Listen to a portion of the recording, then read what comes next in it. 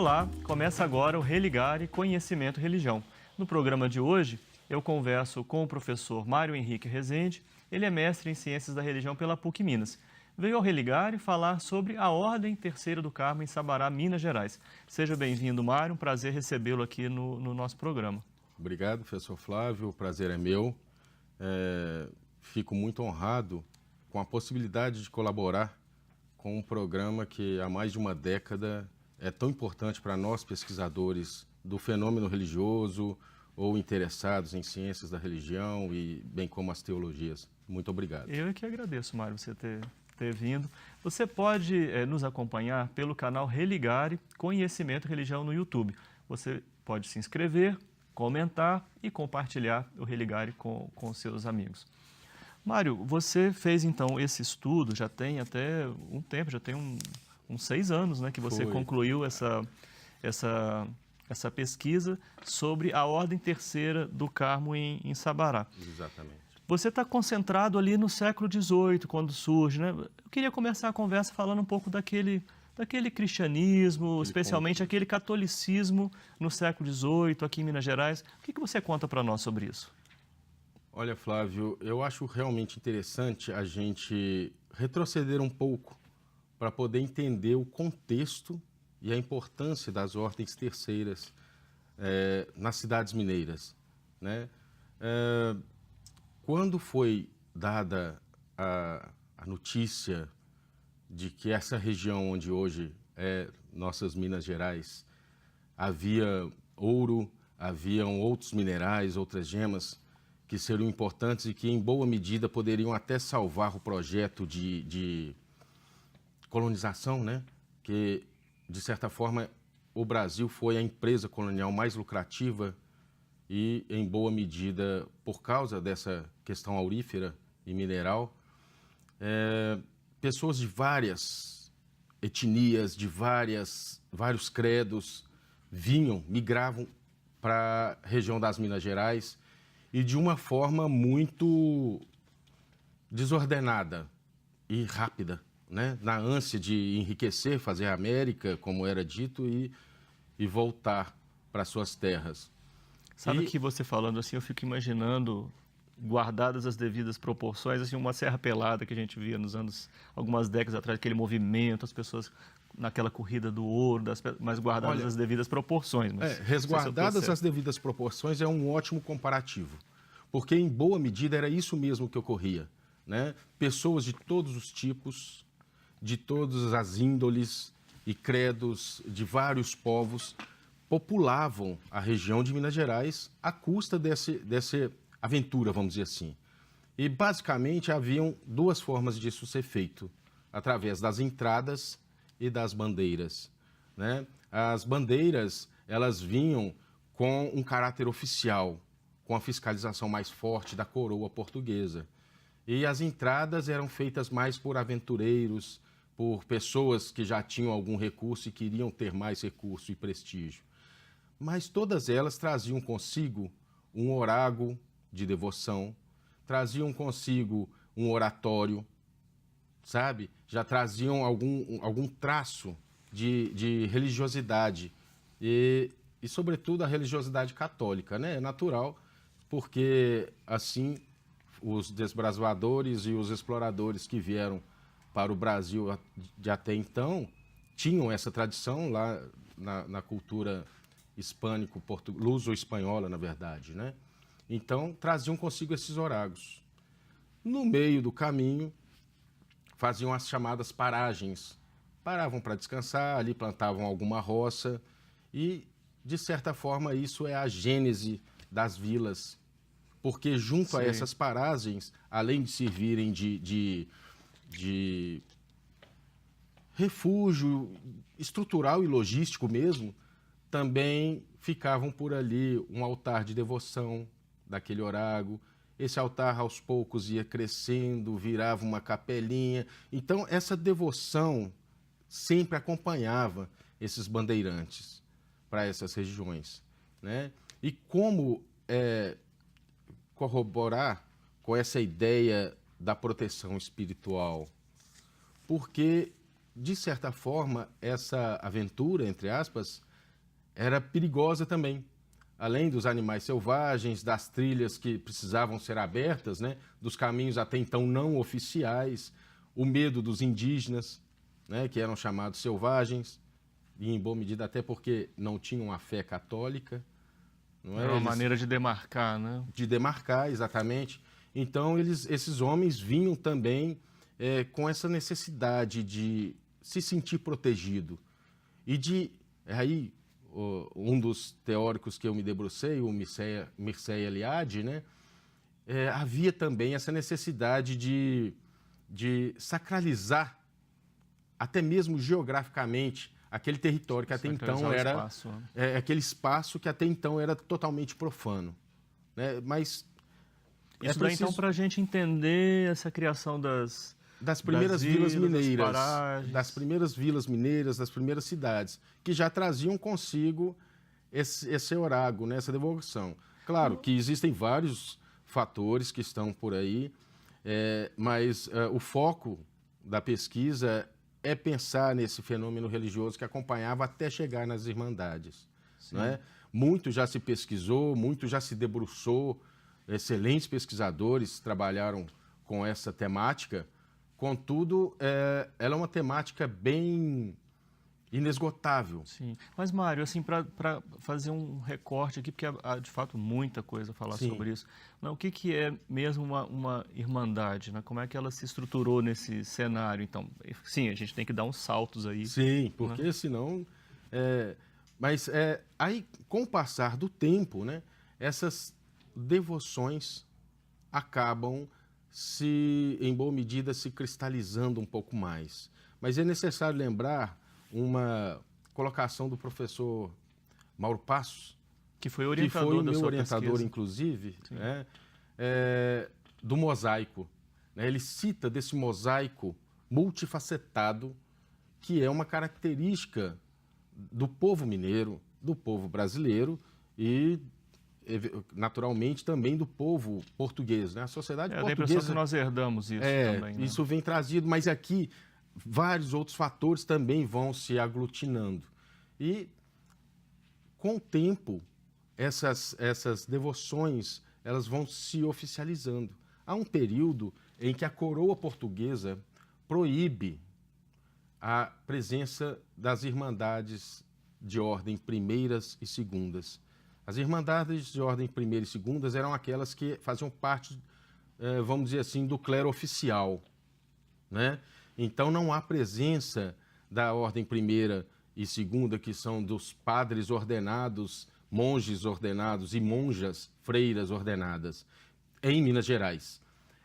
A coroa portuguesa toma essa medida com uma tentativa de controlar mais o escoamento do ouro, o escoamento das riquezas que aqui haviam, uma forma de poder fiscalizar melhor. Porque acreditavam e já entendiam que os membros do clero eram formadores de opinião, E tinham suas sedes fora daqui também, tinham as sedes fora daqui e eram, assim, em boa medida, intocáveis, vamos dizer assim. Não sei se seria a palavra correta, mas seriam menos fiscalizados por serem membros do clero. Compreendo. Não Daí sei se a ideia terceira, que é uma aí de leigos, entram né? as ordens terceiras, que são constituídas estas por homens leigos, né? Que seguem, isso lhes dá uma certa liberdade, mas eles seguem as estruturas e regras das ordens primeiras e segundas, naturalmente sem algumas características, como, por exemplo, o celibato e etc., porque não são membros ordenados. E quando são você fala homens, homens mesmo? Não, há ingresso também das irmãs, né? Sim. Porque os confrades, eles se consideram irmãos entre si, né? Homens e mulheres. Então. Homens e mulheres. Mas é claro que os homens apresentavam, nós estamos falando das minas oitocentistas, né? Então, homens brancos e católicos representam o perfil social ideal, vamos dizer assim. É necessário ressaltar também e relembrar a questão do padroado. Eu acho que a gente vai ter que deixar esse tema para o segundo bloco, porque é um tema bastante complexo. Bastante complexo, mas e aí que ele coroa toda essa formação, essa esse gênese? processo. A gente começa então falando do padroado e eu queria conhecer um pouco mais das características da ordem terceira que você pesquisou, que é a ordem terceira do Carmo, Do Carmo de Sabará. em Sabará. Nós vamos fazer um breve intervalo. Voltamos já.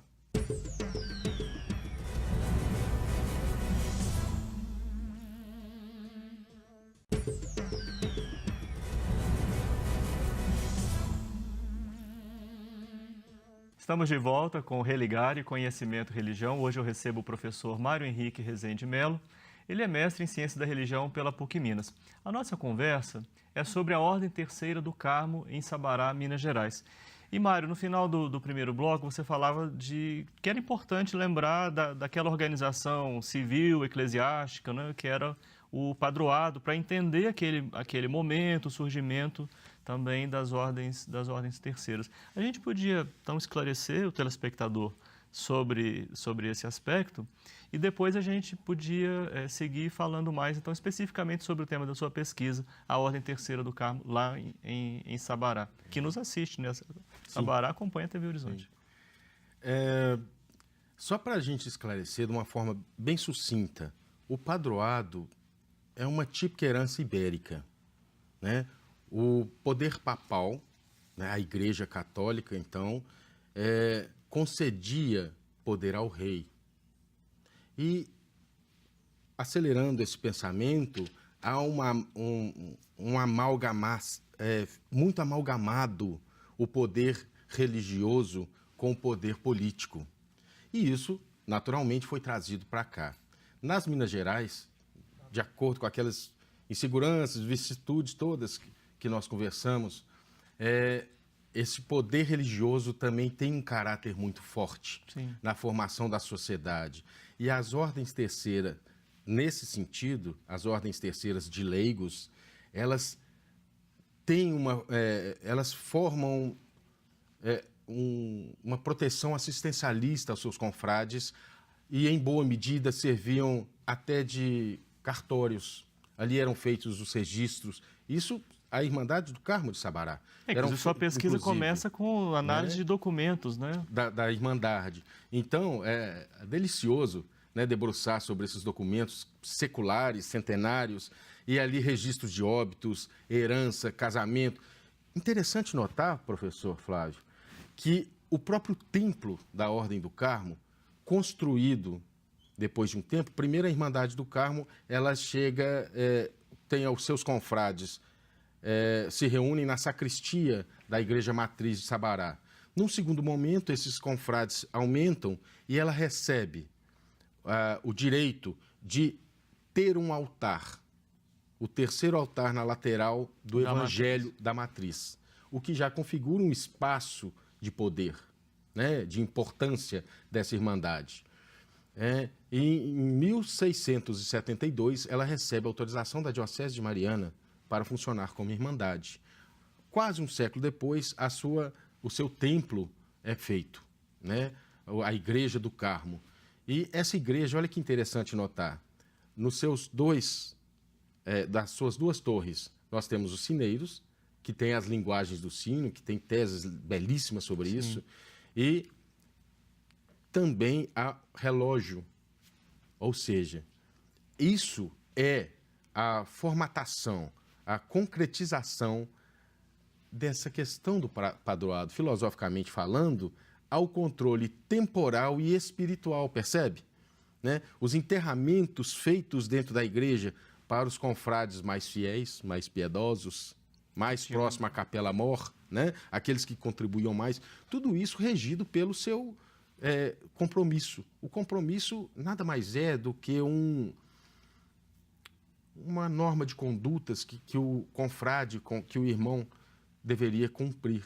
E na sociedade sabarense, o templo foi construído num eixo sociopolítico e econômico importante à época. Não era à toa que ele estava ali, naquela rua. Não é ao acaso. Né? Não é ao acaso. E pertencer à Ordem Terceira do Carmo de Sabará significava que ele era um homem bom, tanto para a igreja quanto para o Estado. Ele era um cidadão exemplar, ele ou ela eram cidadãos exemplares. um detalhe interessante. As mulheres, para serem aceitas na Ordem Terceira, de acordo com o estatuto que Do lá Carmo, está, que você tá do falando? Carmo, Do Ordem Carmo. Terceira do Carmo de Sabará, Sim. né, que depois tem uma certa autonomia, apesar de estar submetida à sua origem. Os primeiros confrades eram de Vila Rica, Ouro Preto, na época, e elas se submetem às regras religiosas do convento carmelita do Rio de Janeiro, Ordem Primeira. Sim. Né? Então, as irmãs, para serem aceitas, elas tinham que ter por escrito a autorização ou dos pais ou do esposo. Aí ela poderia ser aceita. Pertencer à Ordem Terceira do Carmo de Sabará era pertencer à elite local. Tão importante era ser homem bom, né? Branco, rico e católico, que... E da Ordem Terceira E da do Ordem Carmo. Terceira do Carmo, porque para pertencer você tinha que ter todo um preceito religioso e civil, não podia ter processo nenhum, não podia, tinha que ser uma pessoa ilibada e ter notório saber. Né? Então, apesar da população, a maioria à época não ser alfabetizada, você precisava ter um certo nível cultural e etc. Não é? Era tão importante que haviam exceções para não confrades, por exemplo, serem enterrados em solo sagrado. Primeiro dentro da igreja, depois no século XIX, com as leis sanitaristas, essas passa para as campas sagradas, né? Um cemitério de gavetas, vamos dizer assim. Esses lugares também, esses túmulos, os especiais aos membros da mesa, comissão da ordem, né? Dentro da hierarquia da ordem, mas havia uma exceção para os homens que contribuíssem para a Ordem do Carmo. Geralmente essa contribuição... Benfeitores da ordem, mas geralmente em quantias de dinheiro ou nas festas. As festas representavam um momento, Pedro Oliveira cita muito isso, um momento de socialização, né? Professor também que fez parte dos meus estudos. Ali, durante as missas, durante o sermão do padre, mais do que o rito religioso, era ali que se faziam os pequenos negócios, se comprava um bezerro, se vendia uma fazenda. Que coisa interessante. Isso tudo está registrado, é? Tudo registrado. Durante as festas? Durante as festas, sim. E cerimônias religiosas também. Ali que se combinavam os casamentos, que casamentos eram uma forma de manter aquela mesma camada social, vamos dizer assim, de forma que ela não se misturasse tanto. Casamentos no interno da própria ordem. Da ordem, né? Ou com um outro fidalgo, filho dalgo, né? Então, havia uma estrutura social muito importante da Ordem Terceira do Carmo de Sabará. Sugeria bem assim o cotidiano, né, desse segmento social. Ela movimentava a sociedade sabarense e influenciava as demais ordens, sobretudo uma ordem também de grande importância, nos mesmos moldes da Carmelita, a Ordem Terceira de São Francisco de Assis. Sim. Né? Então, havia uma colaboração mútua entre as ordens também. Sim. Só para situar, também a Ordem Geral do Rosário, né, que reunia escravos, descendentes. Ex-escravos, descendentes de escravos, mulatos. Né? Nos textos, nos documentos primários da Ordem do Carmo, tem lá, não se aceitava mulatos até a terceira geração. Né? Olha que interessante, havia necessidade de uma certa pureza ao ver dos confrades daquela época, né? Do de sangue. Aliás, é algo que eu quero continuar pesquisando, né? A minha pesquisa não tem a pretensão alguma de encerrar o assunto, pelo contrário, é um assunto extremamente rico. Entendo. Porque apesar de ter um eixo principal, característico dessas ordens terceiras, cada uma tem a sua singularidade devido à sociedade a qual ela se insere. Você me falava que a sua ideia é comparar, né? Comparar uma irmandade com outra e a inserção de negros e mulatos nas chamadas ordens dos homens brancos. Bom, ricos, eu acho que agora como é o caso do Carmo. Você está se comprometendo a acelerar o seu processo aí na pesquisa, porque essa ideia está lançada, qualquer um pode seguir. É verdade. Você falava das festas, né? Tem alguma característica especial que caracteriza a Ordem Terceira do Carmo em relação às suas festas, também em relação aos seus ritos fúnebres, ao seu cotidiano que diferencia esta ordem de outras na ocasião? Sim, o professor Flávio, é muito interessante esse aspecto que é o tema da representação que você trabalhou. Exatamente, né? Ele é extremamente detalhado, com minúcias e singelezas de como ser feito cada festa e os ritos fúnebres pela Ordem Terceira do Carmo de Sabará. Isso no livro de compromisso, a partir da página 42, está literalmente escrito como deve ser feito, quem pode participar, como participar, e isso envolvia de forma tão grande a comunidade sabarense que a principal festa da Ordem do Carmo, naturalmente, é a festa do seu orágo, que é a Nossa Senhora do Carmo, né? Então, confesso que esse termo eu conheci agora com você. Orágo. É o santo de devoção. Sim, uma característica, não está no meu uso comum. Uma característica muito singular da religiosidade mineira é essa devoção aos santos. Porque, em boa medida, o santo ele está mais próximo ali do fiel. Né? Há uma relação de troca. Eu faço uma promessa, o senhor faz a sua parte, e aí a gente vai comungando e caminhando junto. As ordens terceiras, com o orágo, né? com o santo de devoção, sim, no caso da do Carmo, a Nossa Senhora do Carmo. Isso é uma característica muito forte da sociedade mineira. E a devoção à Nossa Como que isso sobreviveu aos anos, né? A gente vê grupos religiosos hoje trabalhando nessa lógica. Mas, enfim, não é o nosso tema de hoje. Mas era o que eu ia acabar pincelando, que ainda hoje, na sociedade sabarense, claro que com um aspecto muito menor, mas pertencer aos carmelitas da Ordem do Carmo de Sabará ainda tem um certo status quo. Confere status. Confere status à sociedade sabarense. Hoje, uma coisa mais que está nas entranhas psicológicas daquele povo, sabe? Mas ainda é possível perceber que há os seus rituais, os enterramentos ainda acontecem, as exceções para o enterramento. Quando eu digo enterramento, é porque eu digo aí um processo mais acadêmico, né? Para não dizer um enterro, né? Sim, compreendemos, né?